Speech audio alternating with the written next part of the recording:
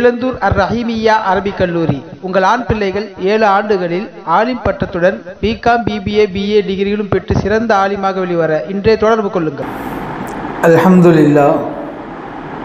அல்ஹம்துலில்லாஹில் முவஃபிகில் முஈன் வஸ்ஸலாத்து வஸ்ஸலாமு அலா சய்யிதினா முஹம்மதின் ஸாதிகில் அமீன் வஅலா ஆலிஹி வஸஹ்பிஹி அஜ்மஈன் வமன் தபிஅஹும் பிஇஹ்சானின் இலா யௌமிddin. அம்மா பஅத்.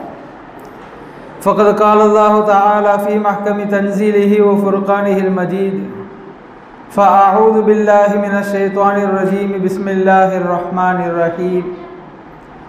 النبي أولى بالمؤمنين من أنفسهم وأزواجه أمهاتهم.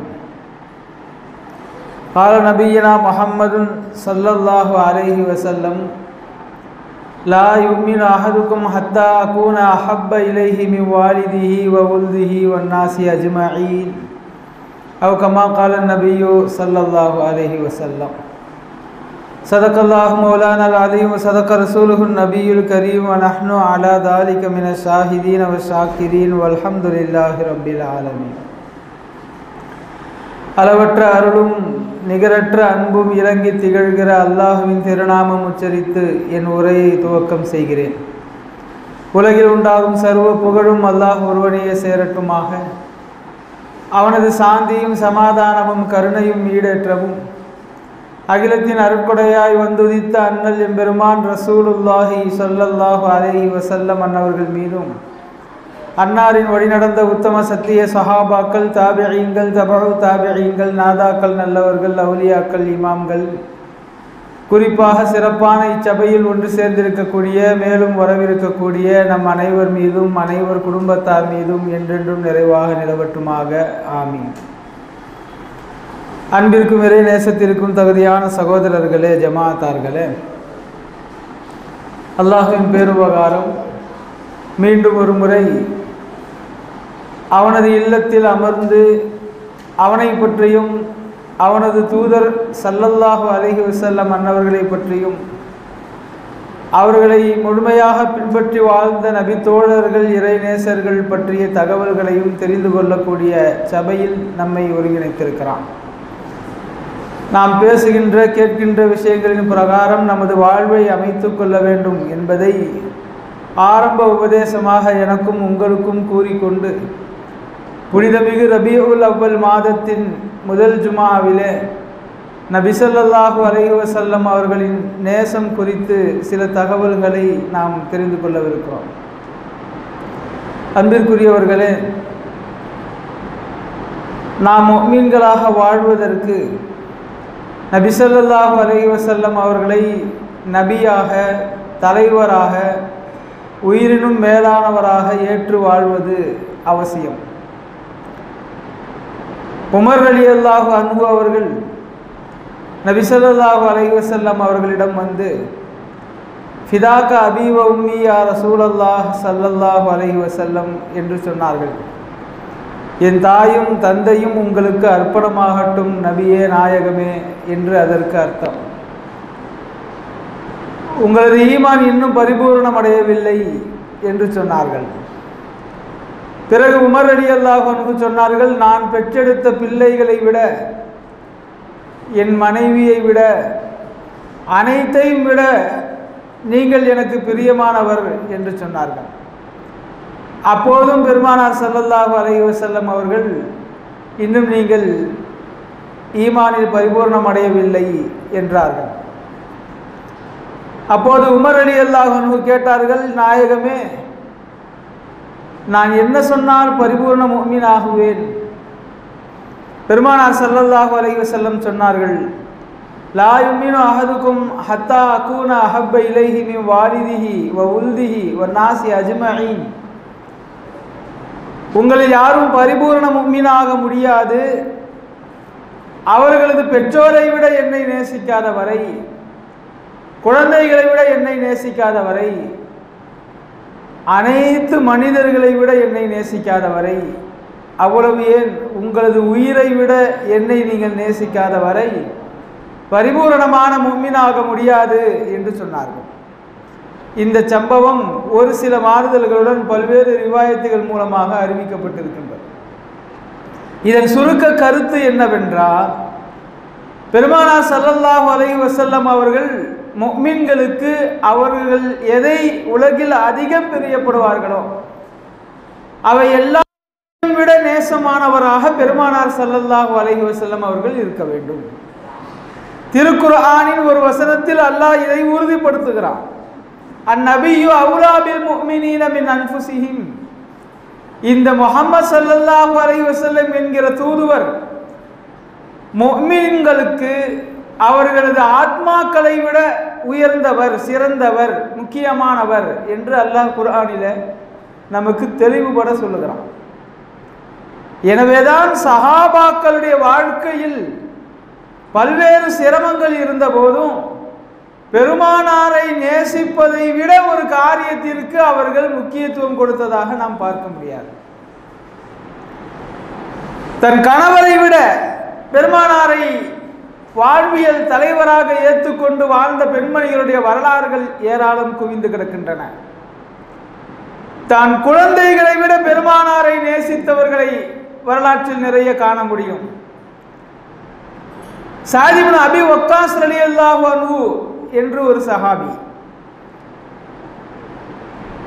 மிக முக்கியமான தலைவர்களில் ஒருவர்.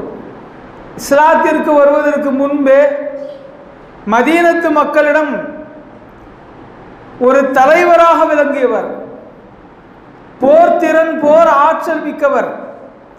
பெருமானார் ஸல்லல்லாஹு அலைஹி வஸல்லம் அவர்களுடைய காலத்திற்கு பிறகு இந்த இஸ்லாத்தை பரப்புவதற்காக பல்வேறு நாடுகளுக்கு சஹாபாக்கள் பிரிந்து சென்ற போது இவர்கள் சீனா நாட்டிற்கு பயணம் செய்து புறப்பட்டு அங்கே வாழ்க்கையை வாழ்ந்து முடித்தார்கள், இஸ்லாத்தை பரப்பினார்கள். இன்றைக்கும் அவர்களுடைய தர்கா சீனாவில் இருக்கிறது.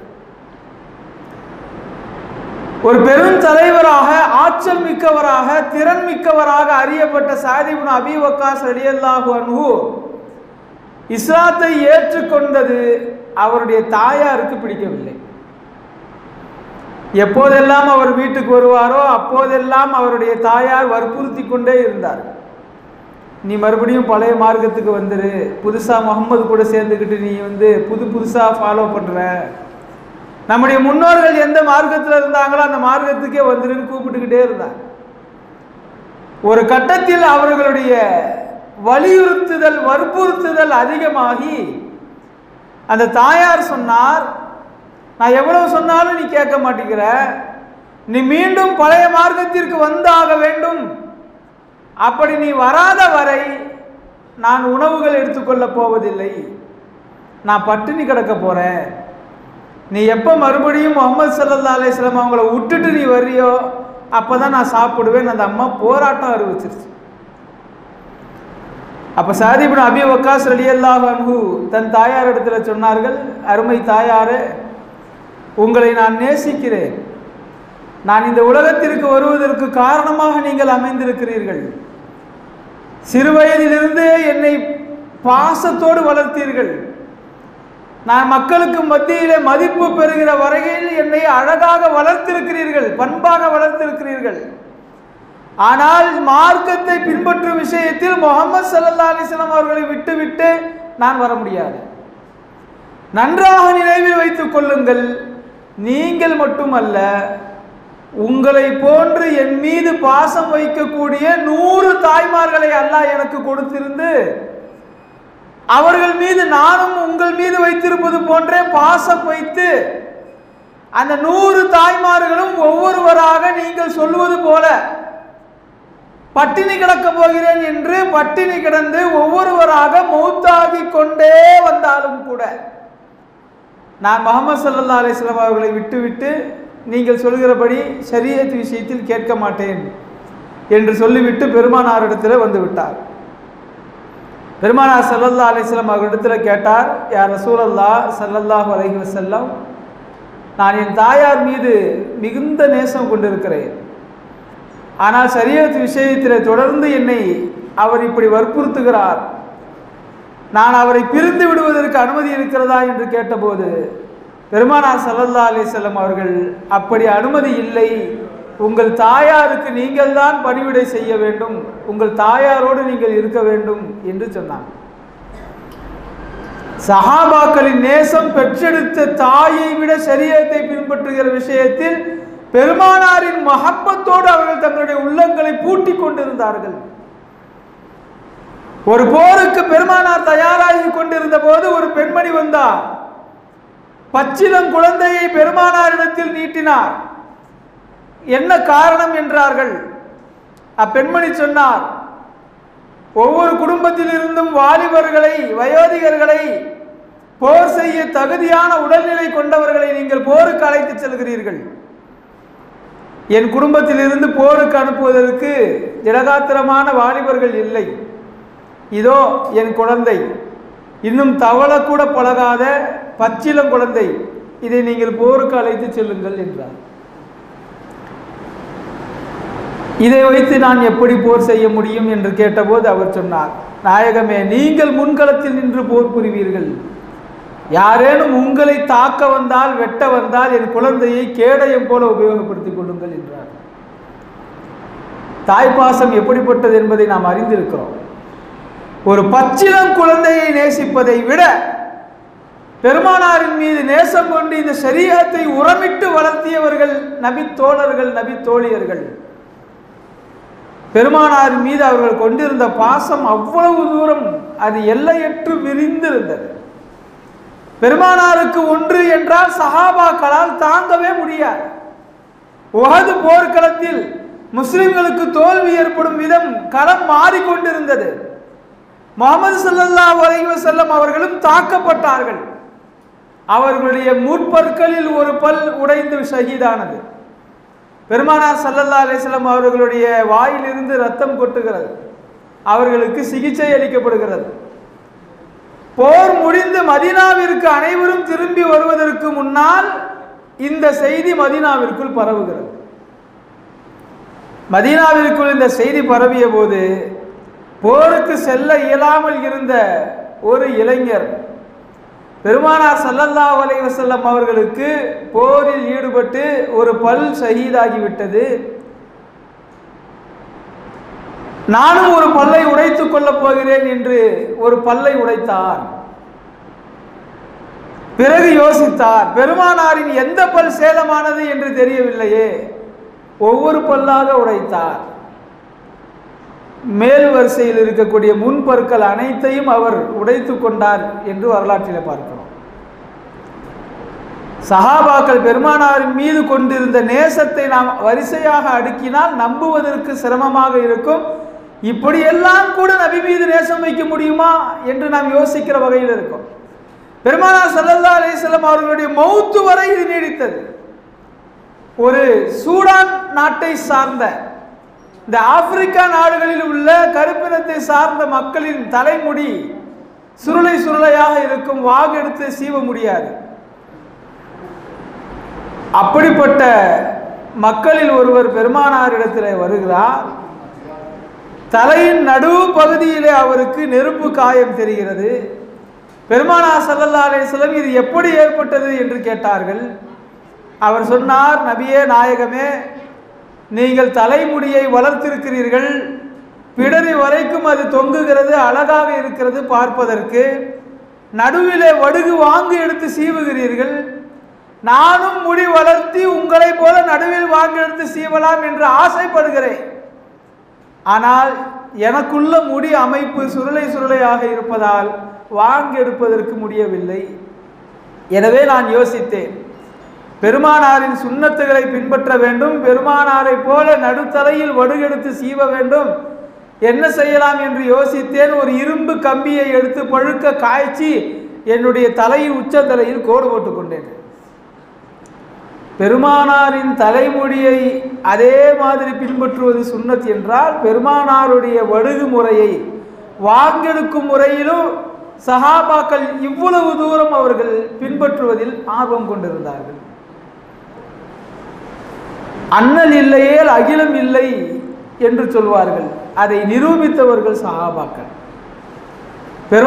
பெருமானாரை நேசிப்பது, அவர்கள் செய்கிற காரியங்களை பின்பற்றி நடப்பது, இதற்காக இன்னுயிரையும் நீக்க துணிந்தவர்கள் சஹாபாக்கள். பெருமானார் வஃபாத்தாகி அவர்களுடைய உடல் கிடத்தப்பட்டிருக்கிறது. எல்லோரும் வந்து பார்த்து கொண்டிருக்கிறார்கள். ஒரு சஹாபி வந்தார். பெருமானார் ஸல்லல்லாஹு அலைஹி வஸல்லம் அவருடைய உடலை பார்த்து அவர் தேம்பி தேம்பி தேம்பி அழுதார். பெருமானாரை பிரிந்து விட்டோமே, நம் மீது மஹப்பத் வைத்த நமது தலைவரை நாம் பிரிந்து விட்டோமே என்று எண்ணி அழுகிறார். இறுதியில் உணர்ச்சி வசத்தில் அல்லாஹ்விடத்திலே அங்கேயே கையேந்துகிறார். யா அல்லாஹ், எனது ஹபீபு பெருமானார் ஸல்லல்லாஹு அலைஹி வஸல்லம் அவர்களை பார்த்த இந்த கண் இதற்கு மேல் பார்வை இருப்பதற்கு தகுதியற்றதாகிவிட்டது. என் கண் பார்வையை எடுத்துவிடு. இந்த உலகத்தில் நான் கடைசியாக பார்த்தது பெருமானாரையா இருக்கட்டும் என்று துவா செய்தார். அவருக்கு உடனே கண் பார்வை போனது என்பது வரலாறு. பெருமானாரின் மீது இப்படியெல்லாம் பாசம் கொள்ள முடியுமா என்று நாம் யோசித்தால் ஆச்சரியம் ஆச்சரியம். சஹாபாக்கள் வாழ்க்கை அப்படிதான் இருந்தது. அது மறுக்க முடியாத பேருண்மை. எந்த கட்டத்திலும் பெருமானார் ஸல்லல்லாஹு அலைஹி வஸல்லம் அவர்களுடைய மஹப்பத்தை விட்டு சஹாபாக்கள் தூரமானவர்களாக இல்லை. ஒரு சஹாபி லொஹர் தொழுகை முடிந்து வீட்டிற்கு செல்கிறார். மனைவி மக்களோடு அளவலாவி பேசி விளையாடி கொண்டிருக்கிறார். திடீரென்று அவருக்கு பெருமானாரின் முகம் ஞாபகம் வருகிறது. உடனே எழுந்து பதற்றமாக வீட்டிலிருந்து வெளியே ஓடி வந்து பெருமானார் ஸல்லல்லாஹு அலைஹி வஸல்லம் அவர்களை சந்தித்தார். பதட்டமாக இருப்பவரை பார்த்து பெருமானார் என்ன விஷயம், என்ன நடந்தது என்றார்கள். அவர் சொன்னார், நபியே நாயகமே, 5 வேளை தொழுகைகளிலேயும் உங்களை நாங்கள் காண்கிறோம், உங்களிடத்தில் பேசுகிறோம், நீங்கள் எங்களுக்கு உபதேசங்களை வழங்குகிறீர்கள், சட்டத்தை பின்பற்றும் விஷயத்திலே உபன்யாசம் செய்கிறீர்கள். உங்களிடத்தில் பேசிவிட்டு நாங்கள் வீட்டிற்கு சென்றால் என் குழந்தைகளோடு விளையாடுவேன், மனைவி தாயோடு பேசி கொண்டிருப்பேன். திடீரென்று உங்களுடைய ஞாபகம் எனக்கு வந்து விட்டால் உங்களை பார்க்காமல் எனக்கு அடுத்த வேலை நகர்வதில்லை. அசர் தொழுகைக்கு போனால் பார்க்கலாம், அந்த குறுகிய நேரம் கூட காத்திருக்க என்னால் முடியவில்லை. உடனே உங்களை எனக்கு பார்த்தால்தான் எனக்கு அடுத்த நொடி நகர்கிறது, எனவே பார்க்க வந்தேன் என்று சொன்னார். பெருமானார் ஸல்லல்லாஹு அலைஹி வஸல்லம் அவர்கள் மனமகிழ் உற்றவர்களாக அவரை வாழ்த்தினார்கள். அப்போது பெருமானார் இடத்தில் அவர் சொன்னார், நாயகமே, நீங்களும் ஒரு நாள் மௌத்தாகி விடுவீர்கள், நானும் ஒரு நாள் மௌத்தாகி விடுவேன். நாம் இருவரும் உயிரோடு இருக்கிற காலம் வரை நான் நினைக்கிற போதெல்லாம் உங்களிடத்தில் வந்து உங்களை பார்க்க முடியும், உங்களிடத்தில் பேச முடியும். நாம் மௌத்தாகிவிட்டால் அல்லாஹ் உங்களை உயர்ந்த சொர்க்கத்தில் நபிமார்களோடு சேர்த்து விடுவான். ஆனால் இந்த பாவி மௌத்தாகிவிட்டால் இந்த உலகத்தோடு உங்களுடைய தொடர்பு எனக்கு முடிந்து விடுமே, சொர்க்கத்தில் எனக்கு உங்களுடைய நட்பு கிடைக்காமல், உங்களுடைய அண்மை கிடைக்காமல் போய்விடுமே என்று கவலையோடு சொன்னார். அப்போது பெருமானார் ஸல்லல்லாஹு அலைஹி வஸல்லம் சொன்ன செய்தி தான் ரொம்ப பிரபலமான ஹதீஸ். அல் மர்உ மஅ மன் அஹப்ப, மனிதன் யாரை நேசிக்கிறானோ அவனோடு சொர்க்கத்திலே இருப்பான். நீங்கள் என்னை நேசிப்பது உண்மையா? நிச்சயமாக நீங்களும் என்னோடு சொர்க்கத்தில் இருப்பீர்கள் என்று அவருக்கு சொன்ன நற்செய்தி. அது அவருக்கானது மட்டுமல்ல, அது நமக்கானதும் தான். பெருமானார் ஸல்லல்லாஹு அலைஹி வஸல்லம் அவர்களை நேசிப்பதின் எல்லா வகைகளையும் பரிபூர்ணமாக கடந்தவர்கள் சஹாபா பெருமக்கள். அவர்கள் எந்த ஒரு விஷயத்திலையும் பெருமானாரின் நேசத்திற்கு இணையாக சமரசம் செய்து கொண்டதே இல்லை. பல சஹாபாக்கள் ஒரு கட்டத்திலே ஷரீஅத் சட்டங்களை பின்பற்றுவதிலே சுணக்கம் ஏற்படுகிற போது கூட, எதிரிகளால் கவரப்படும் போது கூட பெருமானாரின் நேசம் அவர்களை ஷரீஅத்தில் இருந்து வெளியேற்றியதில்லை. பெருமானார் ஸல்லல்லாஹு அலைஹி வஸல்லம் அவர்கள் சஹாபாக்களை பக்குவப்படுத்திய விதம் அப்படி. பெருமானார் ஒரு வார்த்தை பேசிவிட்டால் மறுவார்த்தை சஹாபாக்களிடமிருந்து வந்ததே கிடையாது. முழு உரிமை கொடுத்தார்கள், எல்லோரையும் பேசுவதற்கு அனுமதித்தார்கள், எல்லோரிடத்திலும் கருத்து கேட்பார்கள், எல்லோரிடத்திலும் அன்பாக இருப்பார்கள். யாரேனும் தவறு செய்கிறார்கள் என்று கேள்விப்பட்டால் அந்த செய்திகளை புறந்தள்ளி விடுவார்கள். உங்கள் எல்லோரையும் நான் ஒரே தட்டில் வைத்து பார்க்கிறேன் என்றார்கள். எல்லோரையும் நேசித்த பெருமானார் ஸல்லல்லாஹு அலைஹி வஸல்லம் அவர்கள் சஹாபாக்களுக்கு வழங்கிய நேசம் அதை சஹாபாக்கள் திரும்ப பெருமானாரிடம் காட்டிய போது இந்த சமுதாயம் பரிபூர்ணமான சமுதாயமாக இருந்தது. எப்போதெல்லாம் இந்த சமுதாயத்தில் பெருமானாரின் மீதான பிரியமும் நேசமும் பின்பற்றுதலும் குறைகிறதோ அப்போதெல்லாம் இந்த சமுதாயத்திற்கு ஒரு பெரிய இழப்பு வந்து சேரும். அதனால்தான் நபியை நேசிப்பதை அல்லாஹ் ஃபர்ல் என்று வைத்திருக்கிறான். நபியை நேசிப்பது ஒரு கட்டாய கடமை. ஒரு முஃமின் நபியை நேசிக்காமல் பின்பற்றாமல் நான் ஃபர்லான கடமைகளை எல்லாம் முறையாக செய்கிறேன், நிறைவாக செய்கிறேன், எனவே நாம் அல்லாஹ்வை சென்று அடைந்து விடுவேன் என்று சொல்லவே முடியாது. அல்லாஹ்வை அடைவதற்குரிய பாதையாக பெருமானார் ஸல்லல்லாஹு அலைஹி வஸல்லம் அவர்கள் இருக்கிறார்கள். எல்லா நபிமார்களையும் ஏற்றுக்கொண்ட ஒருவன் முஹம்மது ஸல்லல்லாஹு அலைஹி வஸல்லம் அவர்களை மட்டும் ஏற்காமல் நான் அல்லாஹ்வை அடைவேன் என்று சொன்னாலும் அவன் அடைய முடியாது. கிறிஸ்தவர்களுடைய நிலை அதுதான். அவர்கள் முந்தி உள்ள நபிமார்களை எல்லாம் ஏற்றுக்கொண்டவர்கள் தான். சாலமன் என்று சொல்வார்கள் சுலைமான் அலைஹிஸ்ஸலாம் அவர்களை, ஆபிரகாம் என்று சொல்வார்கள் இப்ராஹிம் அலைஹிஸ்ஸலாம் அவர்களை, எல்லா நபிமார்களையும் ஏற்றுக்கொண்டவர்கள் தான். ஆனால் முஹம்மது ஸல்லல்லாஹு அலைஹி வஸல்லம் அவர்களுடைய வருகையை மட்டும் அவர்கள் மறுத்தார்கள், புறந்தள்ளினார்கள், இன்று வரைக்கும் ஏற்றுக்கொள்ளவில்லை. இவர்கள் அல்லாஹ்வை அடைந்தார்களா அடைவார்களா என்றால் அதற்குரிய வழி அறவே அவர்களுக்கு மூடப்பட்டு விட்டது. பெருமானாரை நேசிக்காமல் அல்லாஹ்வை சென்றடைதல் சாத்தியம் இல்லை. சரியே நேசிக்கணும். பலமுறை நாம் அதை சொல்லியிருக்கிறோம். ஒருத்தருக்கு இன்னொருத்தர் ஏதாவது உதவி செய்தால் அவருக்கு நன்றி சொல்லுவார். என்னுடைய தனிப்பட்ட வாழ்க்கையில் நான் முன்னேற வேண்டும் என்று நினைக்கக்கூடிய நலன் விரும்பிகளை நான் நேசிப்பேன்.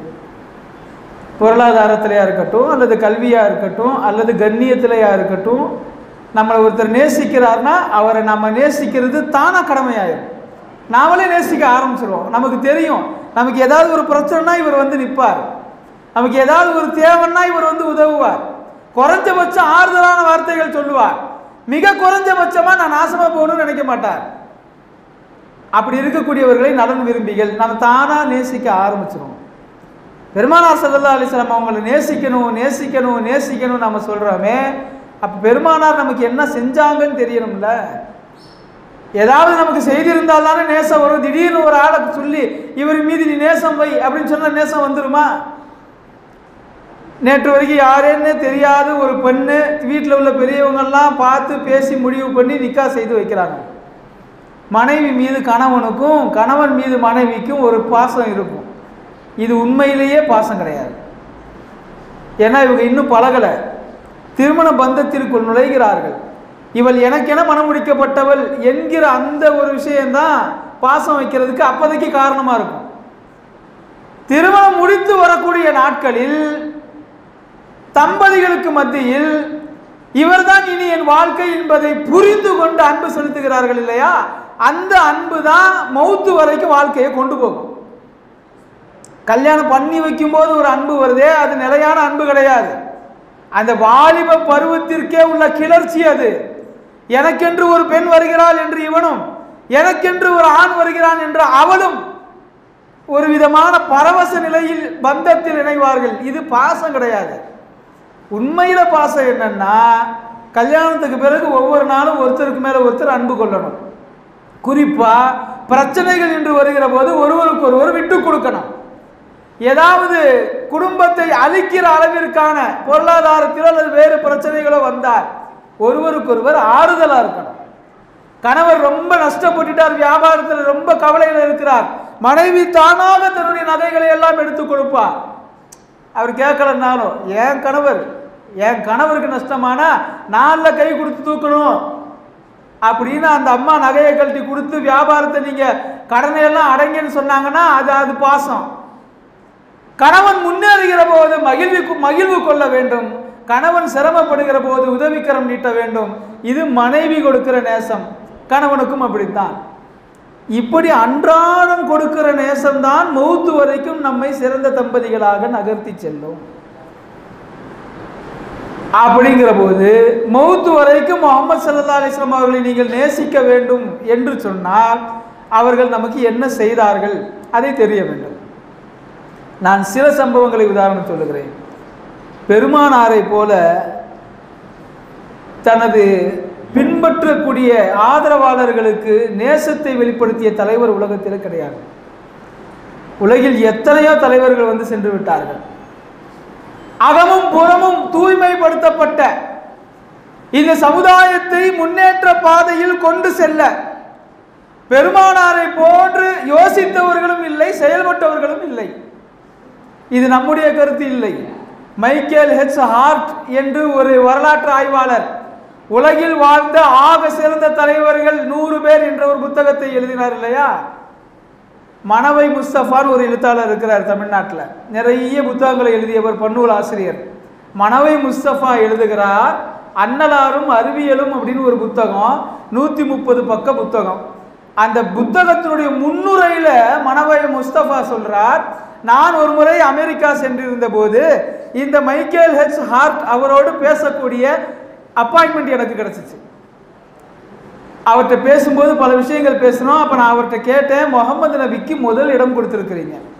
உலகமே அதிர்ந்து போயிருந்தது. அப்போ 40 வருஷத்துக்கு முன்ன ஒரு கிறிஸ்டியனாக இருந்துக்கிட்டு முகமது நபிக்கு ஃபர்ஸ்ட் இடம் கொடுத்துட்டு ஈசா அலி இஸ்லாமுக்கு 3வது இடம் தான் கொடுத்துருந்தார், இயேசு நபிக்கு.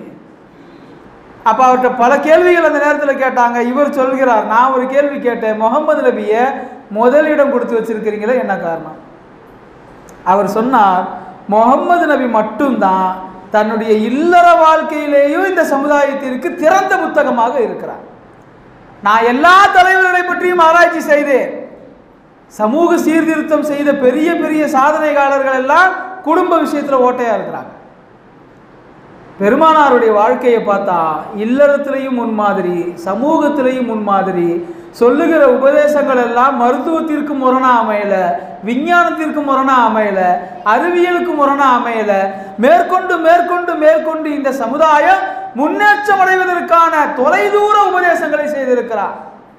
அதுல ஒரு உபதேசத்தை அவர் கோடிட்டு காட்டுறாரு, உத்துலுபுல் இல்ம வலவு பிஸ்ஸீன், சீனா சென்றேனும் சீர்கல்வி கட்டிடுவீர் அப்படின்னு பெருமானார் சொன்னார்.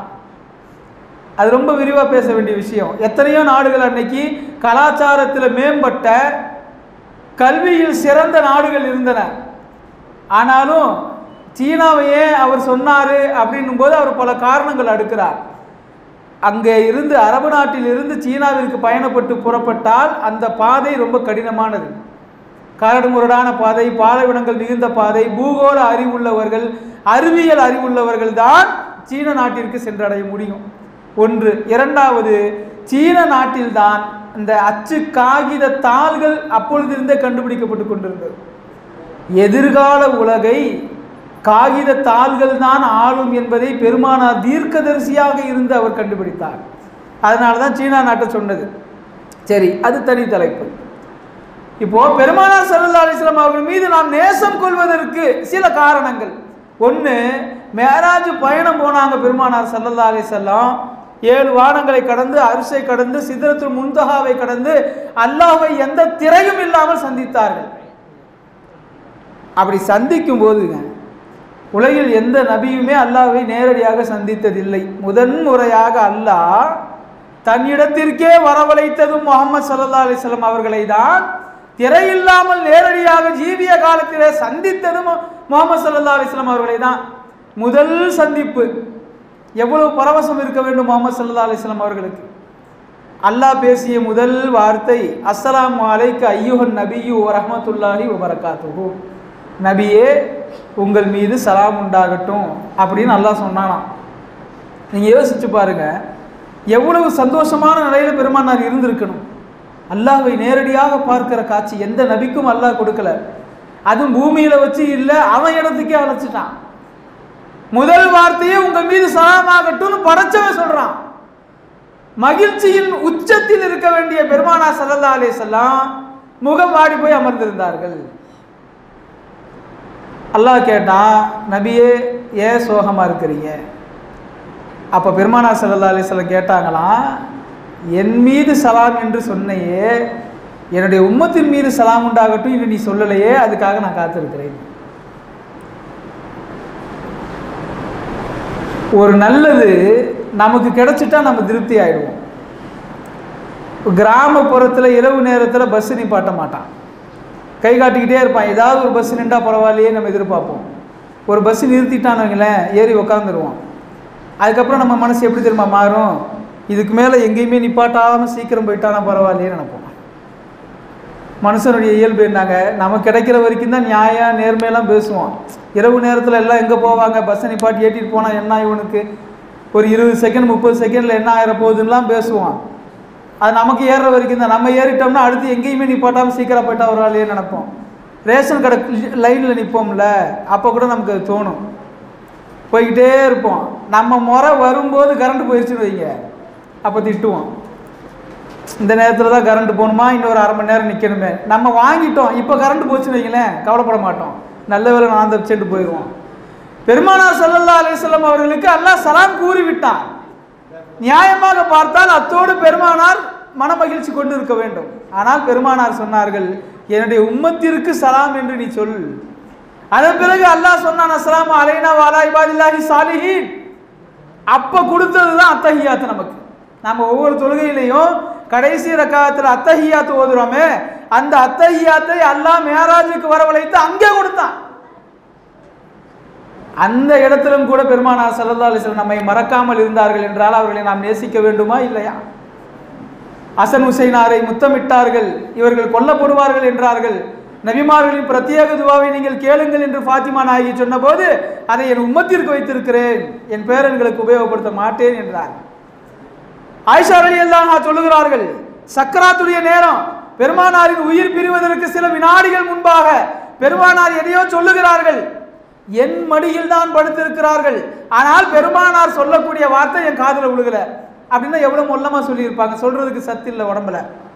என்ன சொல்றாங்கிறத நான் என் காதை பெருமானாரின் வாய்க்கு அருகாமையில் கொண்டு சென்று கேட்டேன்.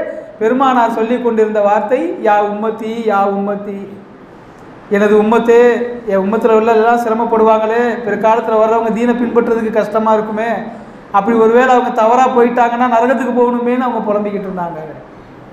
பெருமானார் நம் மீது வைக்காத பாசமே இல்லை. நமது வாழ்க்கை சிறக்க பெருமானார் அழுதார்கள், காலம் முழுக்க அழுதார்கள், நாம் நேர்வழி பெற வேண்டும் என்பதற்காக. அப்படிப்பட்ட பெருமானாரை நாம் எப்படி நேசிக்காமல் இருக்க முடியும்? நேசிக்கிறோமா? ஆம் என்று நாவு சொல்லலாம், நம்முடைய செயல்பாடுகள் சொல்லுமா? ஆம், நான் நபியை நேசிக்கிறேன், செயல்பாடுகள் சொல்லுமா? நாம் செயல்பாடுகளாலும் முகமது நபியை பின்பற்றக்கூடியவர்களாக, நேசிக்கக்கூடியவர்களாக ஆக வேண்டும். எல்லாம் வல்ல அல்லாஹ் அப்படிப்பட்ட உயர்ந்தவர்களில் நம் அனைவரையும் சேர்த்து அருள் புரிவானாக. ஆமீன். வாஹிரு தஅவானா அல்ஹம்துலில்லாஹி ரப்பில் ஆலமீன்.